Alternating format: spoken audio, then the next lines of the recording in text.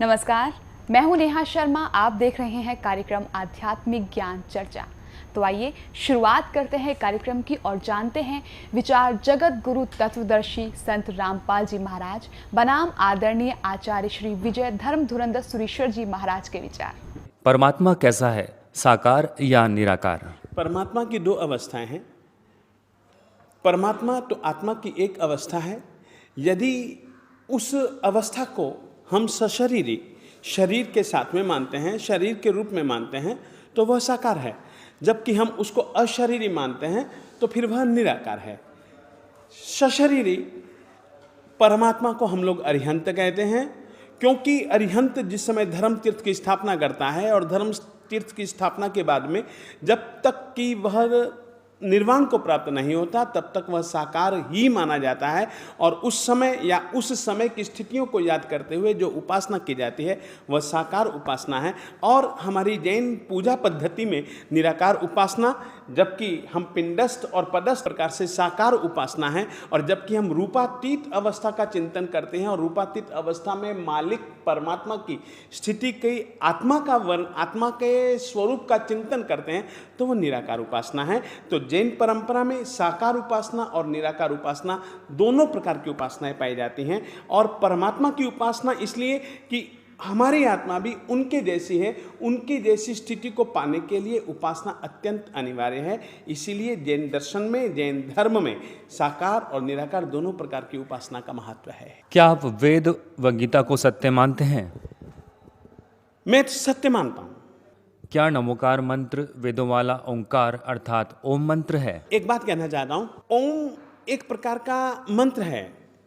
मंत्र के ऊपर कभी भी किसी एक परंपरा का अधिकार नहीं रहा। और ओम तो वैसे भी एक इस तरीके का मंत्र है जो कि वर्तमान काल में लगभग सभी की सभी परंपराओं में, धर्म परंपराओं में किसी न किसी रीति से घुला मिला ही है। हाँ, मैं यह कह सकता हूँ कि वेदों वाला है या नहीं है, परंतु हमारे जैनागमों में, हमारे जैन साहित्य में एक श्लोक है ओम की उत्पत्ति के संदर्भ में। अरिहंता अशरीरा आयर्या उवज्जाय मुनिनो पंचक्षर निपन्नो ओंकारो पंच परमिट्ठे। हम जो ओम, चाहे वो वेदों का हो चाहे किसी का भी क्यों ना हो, ओम के विषय में जैन परंपरा मानते हैं कि वह स्वयं नमस्कार महामंत्र का एक पर्यायवाची और एक लघु मंत्र है, एकाक्षरी मंत्र है और नमस्कार महामंत्र का स्वरूप है। जैन परंपरा इस रीति से मानते हैं। क्या तीर्थंकर का पुनर्जन्म होता है? बिल्कुल नहीं, तीर्थंकर का पुनर्जन्म नहीं होता है। ये थे आदरणीय आचार्य श्री विजय धर्म धुरंधर सुरीश्वर जी महाराज के विचार। और आइए अब जानते हैं जगत गुरु तत्वदर्शी संत रामपाल जी महाराज के विचार। बोलो सतगुरुदेव की जय। बंदी छोड़ कबीर परमेश्वर जी की जय। बंदी छोड़ गरीबदास जी महाराज जी की जय। स्वामी राम देवानंद जी गुरु महाराज जी की जय।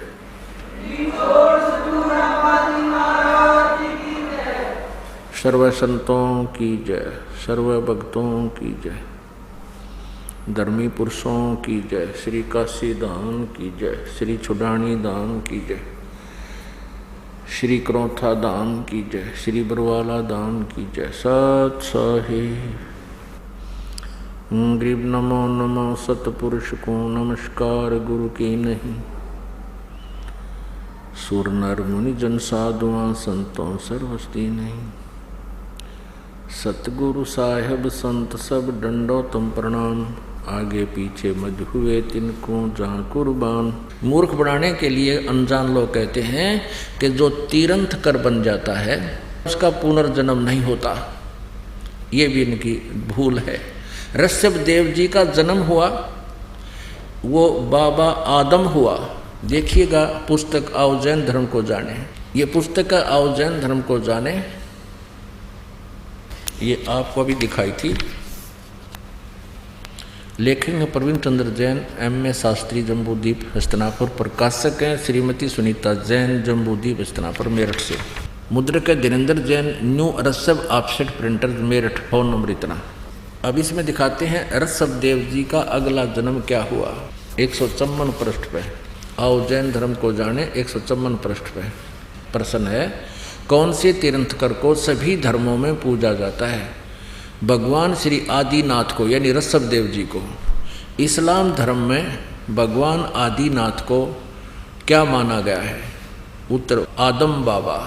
अब ये हमने ये याद रखना है कि इस्लाम धर्म में भगवान आदिनाथ यानी ऋषभ देव जी को बाबा आदम रूप में जन्म हुआ उनका। पुण्यात्माओं, अब आपको दिखाते हैं बाबा आदम अर्थात ऋषभ देव जी कहाँ गए? वे पितरलोक में गए। एक कॉमन स्थान है जहाँ पर एक साइड में स्वर्ग है, एक साइड में बहुत लंबा चौड़ा पितरलोक है। जो पितर योनि को प्राप्त कर जाते हैं वो प्राणी उस पितरलोक में चले जाते हैं। आपको दिखाते हैं जीवनी हजरत मोहम्मद। ये देखिए, पहले आपको मौखिक बताते हैं थोड़ा। हजरत मोहम्मद जी को एक खच्चर जैसा जानवर आया ऊपर तक, वो उनको साथ लेकर के एक जबरील नाम का देवता उनको उस खच्चर जैसे पशु पर बैठा करके ऊपर ले गया। वहाँ स्वर्ग बताते हैं कि स्वर्ग में देखा एक व्यक्ति दाईं ओर मुख करके तो हंस रहा था और बाईं ओर मुख करके रो रहा था बुरी तरह। हजरत मोहम्मद जी ने पूछा उस जबराइल नामक देवता से, फरिश्ते से, कि ये व्यक्ति कौन है, ये क्यों हंस रहा है और क्यों रो रहा है? उस जबराइल ने बताया कि ये बाबा आदम है, दाईं ओर स्वर्ग में इसकी नेक संतान है, अच्छी संतान सुखी है, और बाईं ओर नरक है, उस नरक में इसकी निकम्मी संतान वह महाकष्ट उठा रही है। दाईं ओर जब देखता है अपने संतान को सुखी देखकर ये खुश होता है, और इधर बाईं तरफ नरक में अपनी निकम्मी संतान को कष्ट उठाते हुए उसको उनके ऊपर यातनाएं दी जा रही हैं, उनको देखकर ये रो रहा है। बता, ये फायदा मिला ऋषभदेव को। अब ये लाभ हुआ ऋषभदेव की साधना से, ये पितरलोक में गया, बाबा आदम का जन्म हुआ, स्वर्गलोक इसको कहते हैं। अब वहाँ स्वर्ग में भी चैन को ना ऋषभदेव को, बाबा आदम को, वहाँ भी कभी हंस रहा कभी रो रहा, तो यहाँ में और वहाँ में क्या अंतर हो गया? इन साधनाओं का ये बेनिफिट है, और जो ये दास बताएगा, परमात्मा ने आकर बताई है, उससे क्या लाभ होगा वो भी बताएंगे। अब देखिएगा जीवन चरित्र हजरत मोहम्मद मुसलमान धर्म के प्रवर्तक का। जीवनी हजरत मोहम्मद सल्लल्लाहु अलैहि वसल्लम, मोहम्मद इनायतुल्लाह सुभानी इसके राइटर हैं। हजरत मोहम्मद की जीवनी है सल्लल्लाहु अलैहि वसल्लम, इन्हीं की उपमा ही है। मोहम्मद इनायतुल्लाह सुभानी अनुवादक हैं नसीम गाजी फलाही। इन्होंने तो ये अरबी भाषा में लिखा था, अनुवादक ये है हिंदी में। मरकजी मकतबा इस्लामी पब्लिशर्स नई दिल्ली, इस्लामी साहित्य ट्रस्ट प्रकाशन 81, सर्वाधिकार सुरक्षित है। ये है नाम मूल किताब मोहम्मद अरबी उर्दू से इसका अनुवाद है। प्रकाशक मरकजी मकतबा इस्लामी पब्लिशर्स D 307 दावत नगर अबुल फजल इनकलेव, जामिया नगर नई दिल्ली से, ये इनके दूरभाष और फैक्स नंबर है। मुद्रक है HS ऑफसेट प्रिंटर्स नई दिल्ली। अब इसके 161 से प्रारंभ करते हैं। पहले प्यारे नबी सल्लल्लाहु यानी हजरत मोहम्मद बता रहे हैं कि आज रात बुराक नामक एक जानवर आया, उस पर बैठकर मैंने बैतुल मरकादस की सैर की। वहाँ पहुँचा तो नबियों की जमात आई, उनमें अब्राहिम, यानी ये सारे वही हैं जो हजरत ये मुसलमान धर्म के जितने भी हैं और ईसाई धर्म के उस पितरलोक में हैं, उनमें इब्राहिम अलैहिस्सलाम भी थे, मूसा और ईसा अलैहि भी थे। मैंने उन सबको नमाज भी पढ़ाई। हजरत मोहम्मद जी बता रहे हैं कि उससे पितरलोक में ये मूसा जी ईसा जी जिससे ईसाई धर्म चला वहीं थे और मैंने उन सबको नमाज पढ़ाई। अब 164 पृष्ठ पाते हैं।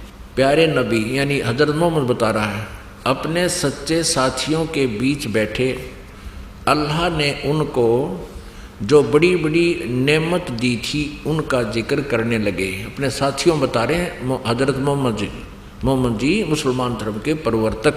बैतुल मरकादस से आकाश पर जाने का हाल भी सुनाया। वहाँ कुदरत के जो जलवे देखे थे उनको भी बयान किया। आप यानी हजरत मोहम्मद ने फरमाया बताया कि इस तरह हजरत जबरील अलही मुझे पहले आकाश पर ले गए। वहाँ इंसानों के बाप हजरत आदम अलही मिले। उनका हाल यह था कि जब दाईं ओर देखते तो खिल उठते यानी हंसते थे और हंसने लगते, और बाईं ओर देखते तो मारे गम के आंसू भर लेते, क्योंकि दाईं ओर उनकी नेक औलाद संतान के कर्म थे और बाईं ओर बद के। हजरत आदम अलही ने आप सल्लल्लाहु यानी हजरत मोहम्मद को देखा और बोले, तुम्हारा आना मुबारक हे नेक नबी, हे नेक बेटे। हजरत मोहम्मद को वो बाबा आदम बोल रहा है, तुम्हारा आना मुबारक हे नेक नबी, हे नेक बेटे। आप सल्लल्लाहु ने पूछा, हजरत मोहम्मद ने पूछा जबरील, ये जब्राइल नाम का देवता से पूछा, यह कौन है? उन्होंने जवाब दिया, जबरील ने जवाब दिया, यह आदम अलही हैं, बाबा आदम हैं, सारे इंसानों के बाप। फिर जबरील अलही आप सल्लल्लाहु को दूसरे आकाश पर ले गए, फिर तीसरे पर इसी तरह आगे बढ़ते गए। आप जिस नबी के पास से गुजरते ये मनमोहक शब्द कानों में गूंजते। अपने आत्माओं, सौभाग्य आपका, आप जी को परमात्मा ने छुट्टी दिलवाई काल के कोल्लू तय और यहाँ आपको बैठाया और आपके ऊपर ये अमृत की वर्षा की। अब किसी भी अक्षेत्र में हम कदम रखते हैं तो उसके लिए हमें समय भी चाहिए। एक बच्चा स्कूल पढ़ने जाता है, बीए करने के लिए उसने 14 वर्ष फ्री चाहिए, तब वो 14 पढ़ सकता है। और तब उसको क्या प्राप्त होता है? एक रोजी रोटी की व्यवस्था होता हो ना भी हो, कोई गारंटी नहीं। और ये आत्म कल्याण का इतना बड़ा प्रोजेक्ट, इतना महाउपकार का कार्य, इसमें भी समय आपको चाहिएगा। आपने ये क्लास अटेंड करनी पड़ेगी यदि आप यहाँ से छुटकारा चाहते हो, ना तो यह दुर्गति तैयार है। अब आप जी ने देख लिया कि बाबा यानी Shri Rishabh Dev ji, founder of the Jain religion, वो क्या बना, उसकी मृत्यु कैसे हुई, और ऐसे अच्छे साधक की ये काल ऐसे दुर्गति करता है। और फिर आगे चल के उसने जो नाम दिया मारीची को, उसकी क्या दुर्गति हुई। और महावीर जैन, वही आत्मा महावीर जैन बना, उसका कोई गुरु नहीं, आगे कोई उनकी शास्त्र अनुकूल साधना नहीं, पाखंड मत स्वयं किए, पाखंड साधना स्वयं की, बकवादें, पाखंड माने बकवाद, और आगे भी वो बकवाद शुरू करा गया। वर्तमान के जैनी वो साधना करें, उनकी क्या हालत होगी ये अंडरस्टूड है। और बाबा आदम बने वही ऋषभ देव जी, उनकी स्वर्ग में भी क्या दुर्गति हो रही है, वहां भी चैन नहीं उनको। ओए होए, अब परमेश्वर ने आके बताया, ब्रह्मांड 2100 आग लगी है, कृत्रिम बाजी सभी ठगी है। 21 ब्रह्मांड तक इस काल के लोकों में कहता आग लगी हुई है, कोई भी जीव सुखी नहीं। अब प्रसंग चल रहा था, सुखदेव ने 84 भुगती बना पजावे खरवो, तेरी क्या बुनियाद प्राणी तू पंडा पंथ पकड़वो। अब तेरी क्या बुनियाद प्राणी, तू वो रास्ता ग्रहण कर, वो मार्ग ग्रहण कर जिससे तुझे फिर से ये दुर्गति ना हो, तेरी फिर जन्म मृत्यु कभी ना हो। उसके लिए क्या बताया है? श्रीमद् भगवत गीता जी अध्याय नंबर 4 के श्लोक नंबर 5 और 9 में अध्याय 2 के श्लोक नंबर 12 में, अध्याय 10 के श्लोक नंबर 2 में ये स्पष्ट किया है गीता ज्ञान दाता ने कि मेरे और तेरे अर्जुन बहुत जन्म हो चुके, तू नहीं जानता, मैं जानता हूँ। फिर गीता जी अध्याय नंबर 8 के श्लोक नंबर 5 और 7 में कहा कि मेरी साधना करनी है तो युद्ध भी कर और अपनी भक्ति भी करते रहना, यहाँ शांति नहीं होगी तुझे। और 8वें अध्याय के गीता जी के श्लोक नंबर 13 में कहा कि मेरा तो एक ओम अक्षर है मुझ ब्रह्म का, ओम इति एकाक्षरम ब्रह्म व्यवहारण माम अनुस्मरण ये प्रयाति तजन देहम स याति परमाम गतिम। मुझ ब्रह्म का एक ओम मंत्र है, ओनली वन मंत्र, ओम एक अक्षर, और उच्चारण करके सिमरण करता हुआ ये प्रयाति तजन देहम, जो शरीर छोड़कर जाता स याति परमाम गति, वो ओम से मिलने वाली गति को प्राप्त होगा। वो कहाँ जाएगा? ब्रह्मलोक में जाएगा, ब्रह्म स्वर्ग में जाएगा। और गीता जी अध्याय नंबर 8 के श्लोक नंबर 16 में यह प्रमाण दिया है कि ब्रह्मलोक पर्यंत भी ये सभी वहाँ गए हुए व्यक्ति भी वापस जन्म मृत्यु में आते हैं। आप जी ने प्रमाण भी देख लिया, ऋषभ देव जी से दीक्षा प्राप्त मारीची वाला जीव ओम नाम का जाप करके ब्रह्मलोक में गया, ब्रह्म स्वर्ग में गया, ब्रह्म स्वर्ग कहो ब्रह्मलोक कहो, और फिर आया। और फिर कितने दुख हुए उसके जीवन में। इसलिए गीता जी अध्याय नंबर 7 के श्लोक नंबर 18 में कहा है कि मेरी साधना भी अनुत्तम है।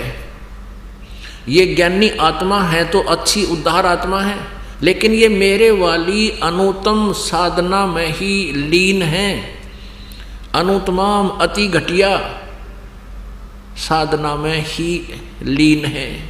इसलिए गीता जी अध्याय नंबर 18 के श्लोक नंबर 62 में कहा है कि अर्जुन तू सर्वभाव से उस परमेश्वर की शरण में जा जिसकी कृपा से तू परम शांति और सनातन परम धाम को, यानी शाश्वतम स्थानम, सदा रहने वाले स्थान को, यानी सतलोक को प्राप्त होगा। गीता जी अध्याय नंबर 4 के श्लोक नंबर 25 से लेकर 31 तक कहा है कि अर्जुन कोई तो देवताओं की पूजा करता है, कोई श्वास उश्वास की क्रियाएं करता है, प्राणापान की क्रियाएं करता रहता है, और कोई स्वाध्याय करता है, कोई तीक्ष्ण अहिंसावादी व्रत ही रखता है, जैसे मुंह पर पट्टी बांध के और नंगे पैरें घूमना, कोई नित्य पाठ करता है, कोई किसी मंत्र का जाप करता है। और प्रत्येक साधक अपनी साधना को पापनाशक जानता है, इसलिए तो कर रहा, नहीं तो त्याग दे, उनको पता लग जाए कि ये ठीक नहीं है, शास्त्र विरुद्ध है। तो कहा है कि चौथे अध्याय के 32वें श्लोक में कि ये इस प्रकार की, यानी विस्तार के साथ धार्मिक अनुष्ठानों की जानकारी, भक्ति कर्मों की जानकारी, सच्चिदानंद घन ब्रह्म की वाणी में ब्रह्मणे मुखे, यहाँ इन्होंने अनुवाद गलत कर दिया, अनुवादकर्ताओं ने ब्रह्मणे मुखे का अर्थ कर दिया वेद की वाणी, ये गलत कर दिया। और ब्रह्मणे का अर्थ होता है सच्चिदानंद घन ब्रह्म। इन्होंने 17वें अध्याय के 23वें श्लोक में गीता जी में सही किया है, ब्रह्मणे का अर्थ किया है सच्चिदानंद घन ब्रह्म। तो यहाँ ब्रह्मणे मुखे का अर्थ चाहिए था सच्चिदानंद घन ब्रह्म ने जो अपने मुखारविंद से, अपने मुख कमल से बोली है वो वाणी, उसको तत्व ज्ञान कहते हैं। उस तत्व ज्ञान में, सच्चिदानंद घन ब्रह्म की वाणी में, ये यथार्थ ज्ञान, तत्व ज्ञान, सत्य भक्ति विस्तार से कही गई है। उसको जानकर फिर किसी भी आप पाप को प्राप्त नहीं होगे, आप सब कर्मों से मुक्त हो जाओगे। चौथे अध्याय के 34वें श्लोक में कहा कि उस तत्व ज्ञान को जो सच्चिदानंद घन ब्रह्म ने आके स्वयं बताया है अपने मुख कमल से, उसको तत्वदर्शी संतों से जानो, समझो, उनसे पूछो। यानी गीता ज्ञानदाता अनभिज्ञ है उस तत्व ज्ञान से, और उनको दंडोत प्रणाम करने से, कपट छोड़कर उनसे प्रसन्न करने से वो तत्वदर्शी संत तुझे उस परमेश्वर का ज्ञान बताएंगे। गीता ज्ञानदाता से अलग है वो परमात्म तत्व। फिर तत्वदर्शी संत की पहचान बताई है 15वें अध्याय के प्रथम श्लोक में कि ऊपर को जड़ वाला, नीचे को शाखा वाला, ये उल्टा लटका हुआ संसार रूपी वृक्ष समझो, और इसके जो सभी विभागों को, छंदों को, अलग अलग टुकड़ों को बता देगा, जानता है वेदवित, वो तत्वदर्शी संत है, वह वेद के तात्पर्य को जानता है, वो तत्वदर्शी संत है। परमेश्वर ने 600 वर्ष पहले कबीर परमेश्वर ने आके बताया था, अक्षर पुरुष एक पेड़ है, निरंजन वा की डार और तीनों देवा शाखा है, ये पात रूप संसार। अब देखिएगा एक झलक संसार रूपी वृक्ष की। ये संसार रूपी वृक्ष है, जड़ प्रोक्ष है, जमीन में होती है। ये एक संसार रूपी वृक्ष है, ऊपर को मूल परमात्मा तो जड़ समझो, परम देव पुरुष यानी पूर्ण परमात्मा तो ये जड़ है, मूल है। और ये तना कौन है, ये तना कौन है, कौन भगवान है, डार कौन भगवान है, पत्ते कौन, शाखा कौन भगवान है और पत्ते कौन है, जो इनको विस्तार से बता दे। 15वें गीता जी अध्याय नंबर 15 के श्लोक नंबर 1 से 4 और 16-17 इसके ऊपर पूर्ण रूप से जो ना समझ में आएंगे। ये ऊपर को तो जड़ है पूर्ण परमात्मा, पूर्ण ब्रह्म परमेश्वर, परम अक्षर ब्रह्म, ये इतना हिस्सा तो। और इससे बाहर जो दिखाई देता है ये तना तुरंत जमीन से बाहर, ये अक्षर पुरुष है, इसको परब्रह्म भी कहते हैं। इससे एक डार निकली, इसको ब्रह्म समझो, ये ज्योति निरंजन समझो, 21 ब्रह्मांड में जहाँ हम रह रहे हैं। और इसके आगे 3 शाखाएं हैं, ब्रह्म के पुत्र हैं, रजगुण ब्रह्मा जी, सतगुण विष्णु जी, तमगुण शिव जी, ये शाखा हैं। और हम पात रूप संसार। परमेश्वर ने आके बताया कबीर जी ने, अक्षर पुरुष एक पेड़ है, निरंजन वा की डार और तीनों देवा शाखा है, ये पात रूप संसार। अब आपको गीता जी अध्याय नंबर 15 के अब दिखाते हैं 1 से 4 श्लोक। अब कहने का भाव ये है कि जैसे आपने एक सेंटेंस सुना परमेश्वर की सच्चिदानंद घनब्रह्म की वाणी में, सुखदेव ने 84 भुगती बिना पजावे खरवो, तेरी क्या बुनियाद प्राणी तू पेंडा पंथ पकड़े वो। सुखदेव जैसे महापुरुषों ने भी 84 लाख योनियों में गधे की योनियां भी भोगनी पड़ी, तो तेरी क्या बुनियाद है? जब सच साधना नहीं करेगा तो तू कैसे बचेगा? वो साधना तुम्हें प्राप्त भी नहीं है, तो वो ऋषि लोग करते थे और फिर भी उनकी ये दुर्गति हुई। अब वो मार्ग पकड़, वो रास्ता ग्रहण कर जिससे ये छुटकारा हो, वह जानकारी अब दी जा रही है आप जी को, ध्यान से सुनना इसको। अब देखिए श्रीमद् भगवद गीता, जयदयाल गोविंद का इसके अनुवादक हैं, गीता प्रेस गोरखपुर से प्रकाशित है। अब देखिएगा 15वें अध्याय का प्रथम श्लोक दिखाते हैं आपको। ये है अथ पंचदशो अध्याय, 15वां अध्याय, ये प्रथम मंत्र। ऊर्ध्व मूलम अधः शाखम, ऊर्ध्व माने ऊपर को जड़, मूल और नीचे को शाखा, अधः शाखम, अश्वत्थम प्राहु अव्यम, छंदासी यस्य प्रणानी ये तम वेद स वेदवित। इसका अर्थ है सीधा सा कि ऊपर को जड़ है उस पूर्ण परमात्मा समझो, इस संसार रूपी वृक्ष की, क्योंकि जड़ से ही पौधा होगा और जड़ से ही सारे पेड़ को आहार मिलता है, यानी सबका मालिक, सबका धारण पोषण करने वाला वो पूर्ण परमात्मा ऊपर है, शतलोक में है, सचखंड में है। और अधः शाखम, अब गीता ज्ञानदाता ने सिर्फ 2 पॉइंट बताए हैं, ऊपर न जड़ वाला और नीचे न शाखा वाला, उल्टा लटका हुआ संसार रूपी वृक्ष है। और छंदासी यानी इसके विभाग, पत्ते आदि इसके विभाग कहे गए हैं।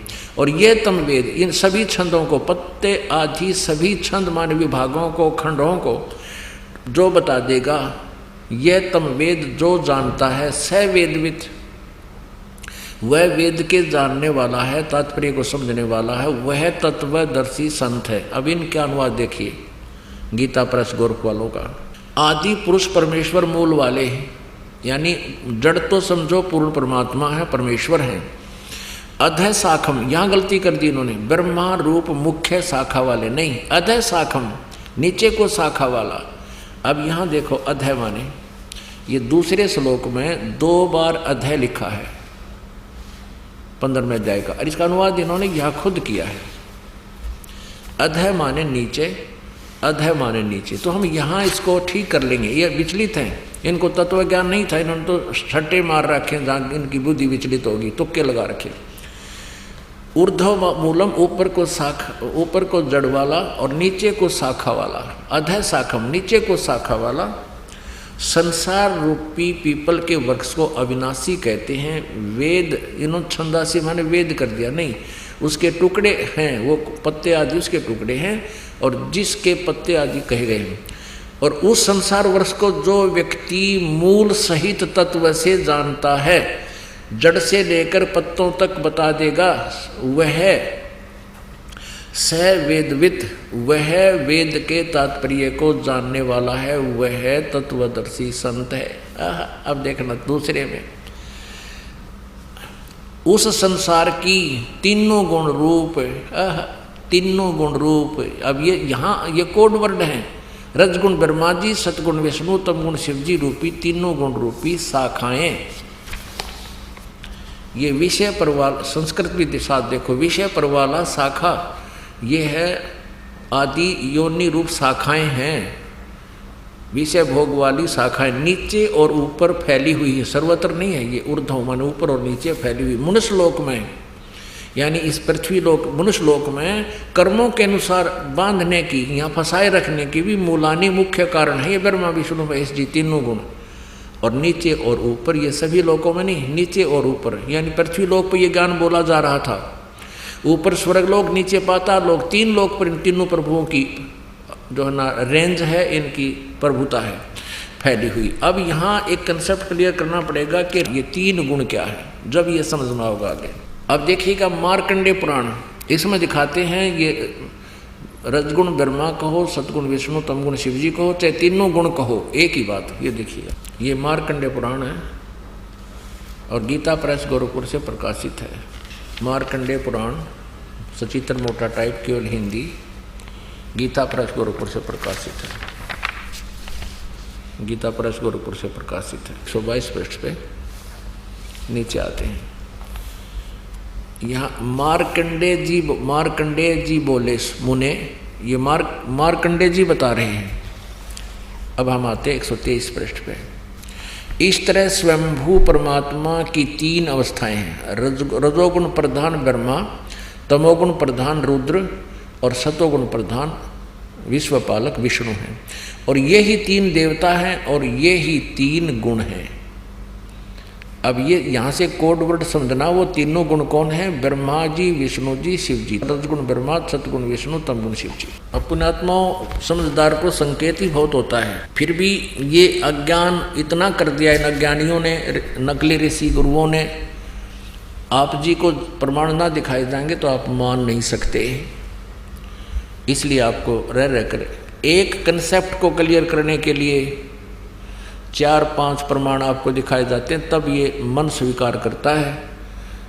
जब आत्मा मानती है सचमुच हम गलत कर रहे थे। ये देखिएगा, श्रीमद् देवी भागवत हिंदी टीका सहित भाग 1, ये कहाँ से छपी है?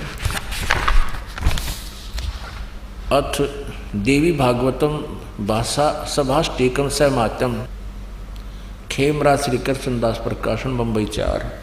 इसका हम तीसरा सकंद दिखाएंगे आपको। अथ श्रीमद् देवी भागवते भाषा टीका युक्ते तृतीय सकंद है प्रारंभते। अब इसके 11 पृष्ठ पर आते हैं। ये पृष्ठ 11 है, देवी भागवत तृतीय सकंद अध्याय 5, इसका मंत्र नंबर 8। भगवान शंकर कहते हैं, अपनी माँ से पूछ रहे हैं, हे माता, यदि हमारे ऊपर सदा आप दया युक्त हो तो हमको तमोगुण में किस प्रकार प्रदान किया है, और ब्रह्मा रजोगुण और हरि सतोगुण युक्त किए हैं, क्यों युक्त किए हैं? अब यहाँ देखो, अब संस्कृत पढ़ेंगे हम, इसमें संस्कृत भी साथ है, एक और सुविधा हमारे लिए। 8वां श्लोक है, यदि दया धर्मना न सदाम्बिके कथम अहम विहित च, मैं क्यों बना दिया, तमोगुण है, मुझे तमोगुण क्यों बना दिया। और कमल जय, कमल से उत्पन्न होने वाले ब्रह्मा को, कमल जय मान ब्रह्मा को रजोगुण संभव, सुविहित क्यों सतोगुण हरि, और विष्णु जी को सतोगुण क्यों बना दिया। इति सिद्धम रजगुण ब्रह्मा जी, सतगुण विष्णु जी, तमगुण शिव जी। अब तीनों गुण रूपी शाखा परमात्मा ने कहा था, कबीर परमेश्वर ने, कबीर अक्षर पुरुष एक पेड़ है, निरंजन वाकी डारे। निरंजन कहते हैं इस ब्रह्म को, सर पुरुष को, ज्योति निरंजन काल को। और तीनों देवा शाखा हैं, भाई पाते रूप संसार। अब गीता जी बता रही है कि 15वें अध्याय का प्रथम मंत्र कि इस उल्टे लटके हुए संसार रूपी वृक्ष को जो पत्तों सहित बता देगा, मूल से लेकर पत्तों तक न्यारे न्यारे विभाग बताएगा, स वेदवित, वह वेद के तात्पर्य को जानने वाला है, अर्थात वो तत्वदर्शी संत है। अब इसमें स्पष्ट कर दिया परमेश्वर ने कि अक्षर पुरुष एक पेड़ है, यानी जमीन से बाहर, पृथ्वी से बाहर जो दिखाई देता है पेड़, वो पेड़ कहलाता है। उसके क्या पार्ट हैं? ये तना होता है पेड़, तो तने से तना तो अक्षर पुरुष है, और उससे एक मोटी डार निकली वो सरपुरुष है, यानी ज्योति निरंजन काल है, ब्रह्म है। और उस डार के 3 शाखा हैं, रजगुण ब्रह्मा, सदगुण विष्णु, तम गुण शिव जी। ये इस ब्रह्म के पुत्र हैं, काल के पुत्र हैं, दुर्गा के इनकी माता है। और उससे आगे हम हैं पात रूप संसार। अपनात्मा। अब गीता जी अध्याय नंबर 15 के श्लोक 1, 2, 3, 4 को ये दास इसलिए आपके समक्ष रूबरू कर रहा है कि इसमें ये लिखा है कि उस तत्वदर्शी संत की प्राप्ति के उपरांत इस तत्व ज्ञान रूपी शस्त्र से अज्ञान रूपी इस गुत्थी को काट कर, सुलझा कर, समझ कर, उसके पश्चात उस परमेश्वर के उस परम पद की खोज करनी चाहिए, जहाँ जाने के बाद फिर लौट कर साधक फिर पुनः संसार में कभी नहीं आते। उनका पूर्ण मोक्ष हो जाता है, उनको शाश्वत स्थान प्राप्त होता है। और जिस परमेश्वर ने सारे ब्रह्मांडों को रचा है और उसी की साधना करनी चाहिए, अन्य की नहीं। ये गीता ज्ञानदाता फाइनल कर रहा है। अब आप श्रीमद् भगवत गीता जी को पढ़िए। पुण्यात्माओं, परमेश्वर ने अपनी वाणी में, सच्चिदानंद घन ब्रह्म की वाणी में कहा है, सतगुरु बिन काहु न पाया ज्ञान, जो थो था बुछड़े मूड किसान। गुरु बिन वेद पढ़े जो प्राणी, समझे न सार रहे अज्ञानी। गुरु बिन वेद पढ़े जो प्राणी। गुरु तो ये नकली भी थे जी, आज तक वेद समझे ना गीता समझी, ये गुरु नहीं थे, ये नकली थे सभी, जिन्होंने पूरे विश्व को बर्बाद कर दिया, काल के जाल में फंसा रखा है। अब देखिएगा श्रीमद् भगवत गीता अध्याय नंबर 15, 15वां अध्याय, और ये प्रथम मंत्र है। अब बहुत आसानी से समझ में आएगा। ऊर्ध्व मूलम अधः शाखम, ऊर्ध्व मूलम अधः शाखम अश्वत्थ प्राहु अव्यम। ऊपर को जड़ और नीचे को शाखा वाला ये संसार रूपी अविनाशी पीपल का वृक्ष कहा गया है। छंदासी यस्य प्रणानी, यह तम वेद, जिसके छंद विभाग पत्ते सहित जो हैं सब पत्तों सहित जानता है। यह तम वेद, जो उसको जानता है, अज्ञान अंधकार में छुपे हुए को जानता है। स वेदवित, वो वेद के तात्पर्य को जानने वाला है, अर्थात वो तत्वदर्शी संत है। ये हमने पढ़ लिया, आपने दूसरा भी पढ़ लिया। उस संसार वृक्ष की तीनों गुण, रजगुण ब्रह्मा, सतगुण विष्णु, तम गुण शिव जी रूपी शाखाएं ऊपर नीचे फैली हुई हैं। अब हम तीसरा पढ़ेंगे, इस संसार वृक्ष का स्वरूप। अब गीता ज्ञानदाता कहता है कि जैसा कि मैं आपको ज्ञान दे रहा हूँ, इस संसार वृक्ष का जो स्वरूप मैं तुझे बता रहा हूँ, इस संसार वृक्ष का स्वरूप जैसा कहा है वैसा यहाँ विचार काल में, यानी मेरे और तेरे गीता जी के विचार काल में, इस डिस्कशन में गीता जी का ज्ञान जो मैं दे रहा हूँ इसमें मैं नहीं बता पाऊंगा, क्योंकि मुझे इसका कोई पूर्ण ज्ञान नहीं है। गीता ज्ञानदाता हाथ खड़े कर रहा है। इस संसार वृक्ष का स्वरूप जैसा कहा है वैसा यहाँ विचार काल में गीता जी के डिस्कशन में नहीं पाया जाता, मैं नहीं बता पाऊंगा, क्योंकि इसका न आदि है और न अंत है, तथा न इसकी अच्छी प्रकार सची थी, यानी ये खुद परिचित नहीं है, इसलिए कह रहा है। इसलिए इस सुविरुद्ध मूलम, अति दृढ़ मूल वाले, ये नहीं अति दृढ़ मूल वाले, क्योंकि मूल जड़ पूर्ण परमात्मा है, वो स्थान शाश्वत स्थान है, वो कभी नष्ट नहीं होता, वो दृढ़ स्थान है।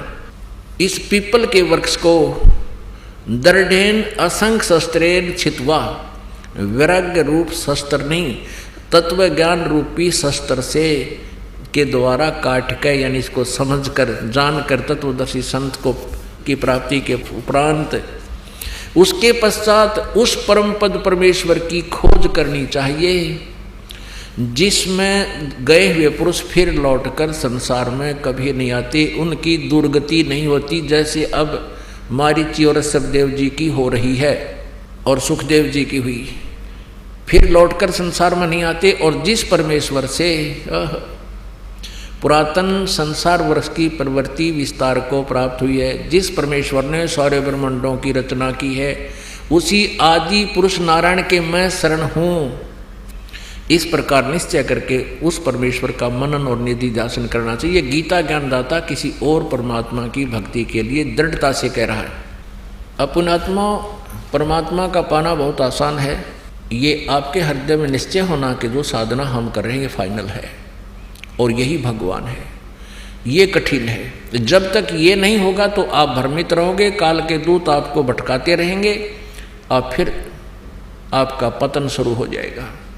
गीता जी अध्याय नंबर 2 के श्लोक नंबर 53 में कहा कि अर्जुन, जब भांति भांति के भ्रमित करने वाले वचनों से तेरी बुद्धि हटकर एक परमात्म तत्व ज्ञान पर स्थिर हो जाएगी, तब तो तू योग को प्राप्त होगा, तब तो तेरी भक्ति स्टार्ट होगी। अब प्रसंग चल रहा है कि अक्सर पुरुष एक पेड़ है, निरंजन वा की डार। आप जिन ये चित्र देखा, ये है उल्टा लटका हुआ संसार रूपी वृक्ष। परमेश्वर ने, कबीर जी ने कहा, अक्सर पुरुष एक पेड़ है। ये तो तना तो समझो अक्सर पुरुष है और सर पुरुष ये ज्योत निरंजन, ये इसकी डार और तीनों देवारज गुण ब्रह्मा सतगुण विष्णु तम गुण जीव शिव जी रूपी शाखा है और ये पात रूप संसार है। और गीता जी में ये लिखा 15वें अध्याय के प्रथम श्लोक में कि इनके सभी विभागों को, ये जड़ कौन है, ये परम अक्षर पुरुष कहो, परम अक्षर ब्रह्म कहो। तो इसको जो विस्तार से बता देगा, स वेदविद वो तत्वदर्शी संत है, वेद के तात्पर्य को जानने वाला। अब आप जी को दिखा रहे हैं 15वें अध्याय का 16 और 17 श्लोक, जिसमें तीनों भगवान, तीन पुरुष, क्षर पुरुष, अक्षर पुरुष और उत्तम पुरुष है तो अन्य। गीता जी अध्याय नंबर 8 के श्लोक नंबर 1 में अर्जुन ने पूछा कि हे प्रभु, आपने 7वें अध्याय के 29वें श्लोक में जिस तत्ब्रह्म के बारे में जानकारी बताई है कि मेरे इस ज्ञान का आश्रय करके कि तत्वदर्शी संत की खोज करो, उसके बाद वो तत्वदर्शी संत तुझे उस परमात्म तत्व की जानकारी देंगे, तो इस ज्ञान का जो आश्रय कर लेता वो तत्ब्रह्म से परिचित हो जाता है और पूरे आध्यात्मिक मार्ग से, आध्यात्मिक ज्ञान से परिचित हो जाता है और सभी कर्मों से परिचित हो जाता है। उसके पश्चात वो व्यक्ति केवल जरा और मरण से छूटने का ही प्रयत्न करता है और यहाँ इस संसार की किसी वस्तु की डिमांड नहीं करता। अब अर्जुन ने पूछा उस 8वें अध्याय के प्रथम श्लोक में कि किम तत्ब्रह्म, वो तत्ब्रह्म क्या है।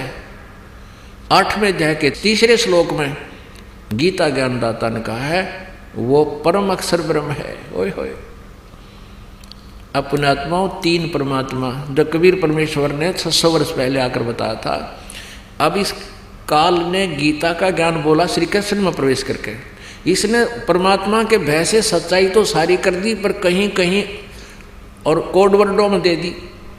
आज परमात्मा ने इस दास पर कृपा कर दी, ये कोड वर्ड, ये गुड रहस्य आपके समक्ष उजागर हो रहे हैं, आप आसानी से समझ जाओगे। टीचर का काम यही होता है कि सदग्रंथों के गुड़ रहस्यों को समझे, जनता को समझावे।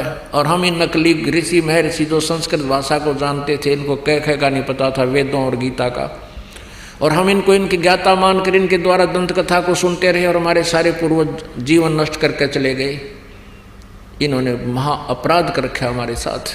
कोई व्यक्ति आपको 10, 20, 50 हज़ार का धोखा दे देता है, कोई बात नहीं, वो कोई बड़ी बात नहीं है। आप 2 लाख 10 लाख का भी नुकसान कर देता है धोखा झूठ बोल के, वो घाटा पूरा हो सकता है।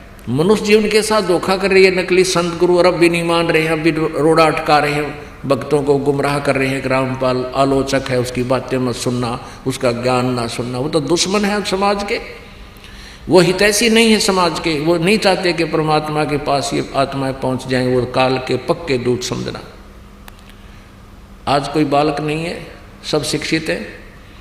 सदग्रंथ हमारे सामने हैं, हमारे पास है, हम आसानी से समझ सकते हैं। इन नकली गुरुओं से आपने स्वयं बचना होगा, ये नहीं आपको आने देंगे सतमार्ग पर। अब ओम नाम का जाप यानी ब्रह्म साधना की थी ऋषभदेव जी ने, उसके पौत्र मारीची जी ने, उनकी के दुर्गति हुई। अब दिखाते हैं कि महावीर जैन की फिर के दुर्गति हुई। अब ये तो क्लियर हो गया कि मारीची ने उपदेश लिया ऋषभदेव से, जो प्रथम तीर्थंकर था, और वही आत्मा बीच में कितना कष्ट उठाया, आगे वो के बनी महावीर जैन वाला जीव। अब देखिए इन्हीं की पुस्तक में, ये पुस्तक है आओ जैन धर्म को जाने, धर्म मंच प्रश्नोत्तर माला,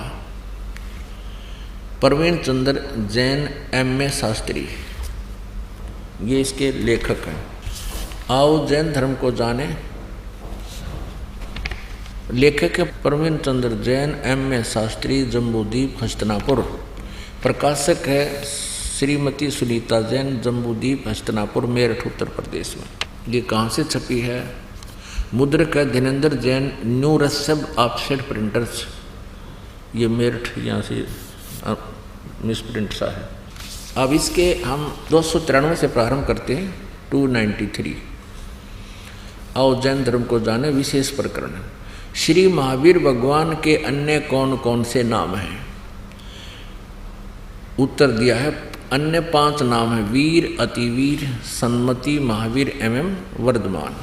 अब आगे चले 294 पे और 3351 नंबर ये प्रश्न है। श्री महावीर भगवान के जीवन का कथन कहाँ से प्रारंभ होता है? पुरुरवा नामक भील की पर्याय से। श्री महावीर भगवान का जीव पुरुरवा भील के शरीर से कहाँ गया? पर्याय से। पहले सौधर्म स्वर्ग में 1 सागर की आयु वाला देव हुआ। पहले स्वर्ग के बाद श्री महावीर भगवान का जीव किस पर्याय में गया? उत्तर, भरत चक्रवर्ती की रानी अनंतमती से मारीची नामक ज्येष्ठ पुत्र हुआ। ये मारीची वही है ऋषभदेव का पोता, और यही आगे चल के ये जीव महावीर जैन बना। हम अपने काम की बात पर आते हैं 295 पर। निगोद से निकलकर श्री महावीर भगवान का जीव कहाँ गया? हाय हाय, अनेकों भाव यानी शरीर धारण किए जीव अनेक योनियों को प्राप्त हुआ। कैसे? 1000 बार आँख वृक्ष के जीवन भव, और 80,000 सीप के भव, 20,000 नीम वृक्ष के भव, 90,000 बार केली वृक्ष के भव यानी केले के वृक्ष बना, 3,000 बार चंदन वृक्ष के भव, 5 करोड़ बार कनेर वृक्ष के भव, 60,000 बार वैश्या के भव वैश्या, और 5 करोड़ बार शिकारी के शरीर भव, और 20 करोड़ बार हाथी, 60 करोड़ बार गधे के भव। ओ तेरा गजब यह 30 करोड़ बार कुत्ते का जीवन, 60 करोड़ बार नपुंसक के भव, 20 करोड़ बार स्त्री के भव, 90 लाख बार धोबी के भव, 8 करोड़ बार घोड़े के भव, 20 करोड़ बार बिल्ली के शरीर भव, और 60 लाख बार गर्भपात से मरण। ओए माँ के पेट में मर गया। और 80 लाख बार देव पर्याय को प्राप्त हुआ। होय होय, केवल 80 लाख बार तो देवता बना, और गधा बना, कुत्ता बना, 30 करोड़ बार कुत्ता तो एक बार बना हुआ बतेरा। ये सारा को पानी फिर जाए देवता ने, एक का जीवन बतेरा कुत्ते का, सिर में कीड़े पड़ जा, खाज लाग जा, टांग टूट जा, सर्दी में पता नहीं कहाँ पड़ा रहे, और 60 करोड़ बार गधे का जीवन। पुण्यात्माओं, ये काम टीचर का होता है, जो सदग्रंथों को स्वयं समझे, अपना अभ्यास करे, अनुभव करे, भक्ति करे, परमात्मा की अंदर से प्रेरणा होती है, फिर तत्व ज्ञान अंदर से परमात्मा देता है। अब इसका निष्कर्ष देखो कि ऋषभदेव जी ने गुरु दीक्षा ली किसी ऋषि से, उसके बाद साधना की, और ऋषभदेव जी से फिर 1000 वर्ष ऋषभदेव जी ने साधना की। उसके बाद जब वो अपनी साधना समाप्त की, तुरंत पहला शिष्य बनाया मारीची, और वही आगे चलकर महावीर जैन हुआ। तो ऐसे ओम नाम यानी वेदों अनुसार साधना करने वाले जीव की क्या दुर्गति हुई। 80 लाख बार तो देवता बना, और यह बाकी हिस्ट्री आपने देखे ली। अनगिन कष्ट सहे, 60 करोड़ बार गधा, 30 करोड़ बार कुत्ता, 20 करोड़ बार बिल्ली, और तेरा गजब हो। पुणात्मा कलेजा मुँह को आता है, इतने कष्ट हमारे ऊपर हो रहे हैं, हम फिर भी आंखें नहीं खोल रहे, हम तत्व ज्ञान को पहचान नहीं रहे, भगवान को नहीं पहचान पा रहे। अब क्या होगा, महावीर वहाँ तक तो उस मारीची वाले जीव की दुर्गति, महावीर वाले जीव की दुर्गति होती रही। आगे चल के यही मारीची वाला जो शरीर जीव था, आगे महावीर जैन हुआ। महावीर जैन जी के इतिहास में लिखा है कि उन्होंने कोई गुरु नहीं बनाया, और ऐसे ही मुनिवर्ती में घर से निकल गया, निवस्त्र रहने लगा, अपने आप साधना करता रहा। कुछ दिन हठ योग करके अपने विचारों को ही व्यक्त करने लग गया जनता में। अब वर्तमान में जो जैन धर्म में साधना है, वो महावीर जैन जी द्वारा चलाए गए 363 पाखंड मत माने बकवाद साधनाएं, उन पर आधारित है पूरा जैन धर्म। अब उस वेदों अनुसार और गुरु परंपरा से, मर्यादा से गुरु बनाकर साधना करने वाले मारीची की कितनी दुर्गति हुई, एक बार पुनर्रिवाइज कर लो, ना याद रही होगी। ये देखो, ये वही पुस्तक है, आओ जैन धर्म को जाने। लेखक हैं प्रवीण चंद्र जैन, M.A. शास्त्री, जम्बूद्वीप, हस्तिनापुर। ये सारा अब फिर थोड़ा सा दिखाते हैं, ये मेरे मालिक। अब ये तो दुर्गति उस प्राणी की है जिसने इस काल के गुरु मर्यादा में रहते हुए साधना की है, मारीची वाले जीव की। ये देखिए, थोड़ा सा दिखा दें। 60,000 बार वैश्या के भाव, 5 करोड़ बार शिकारी बना दिया, नरे पाप इकट्ठे करवा दिए इस काल ने। 20 करोड़ बार हाथी के भाव, 60 करोड़ बार गधे के भाव, 30 करोड़ बार कुत्ते के भाव, 60 करोड़ बार नपुंसक के भाव, 20 करोड़ बार स्त्री के भाव, 90 लाख बार धोबी, 8 करोड़ बार घोड़ा, 20 करोड़ बार बिल्ली, और 60 लाख बार गर्भपात से मरण, 80 लाख बार देवता हुआ। बस 80 लाख बार तो देवता, बाकी अविरन में टीनरी। ये तो उस प्राणी की है जो विधिवत काल के गुरु परंपरा में रहकर साधना कर रहा था, और अब ये उसके बाद ये नरक में भी गया, मारीची वाला जो फिर प्रथम नरक में गया। और फिर ये महावीर जैन हुआ। 24 में तीर्थंकर श्री महावीर भगवान हुए, महावीर भगवान हुआ। फिर यूँ श्री महावीर भगवान के जीव ने कितने पाखंड मत चलाए, 363 पाखंड मत चलाए। अपने आत्माओं, ये एक निर्णायक मोड़ पर आ गया है ज्ञान, भगवान का तत्व ज्ञान है ये। अब महावीर जैन की के दुर्गति हुई होगी, उसका तो वर्णन नहीं कर सकते, क्योंकि उसने तो कोई गुरु बनाया ना। और ये पाखंड मत माने शास्त्र विधि को त्याग का मनमाने आचरण ये चला दिए, जिसको वर्तमान में जैन धर्म के सभी अनुयायी उसी से आके अपनी साधनाएं कर रहे हैं। तो इनका क्या हाल होगा ये कहने की जरूरत को नहीं। तो परमात्मा कहा करते, निरंजन धन तेरा दरबार, निरंजन धन तेरा दरबार, जहाँ पर तनिक ना न्याय विचार। कहे कबीर सुनो भाई साधो, यहाँ सब उल्टा व्यवहार। सच्चों को तो ये झूठा बतावें, इन झूठों का एतबार। निरंजन धन तेरा दरबार, निरंजन धन तेरा दरबार, जहाँ पर तनिक ना न्याय विचार।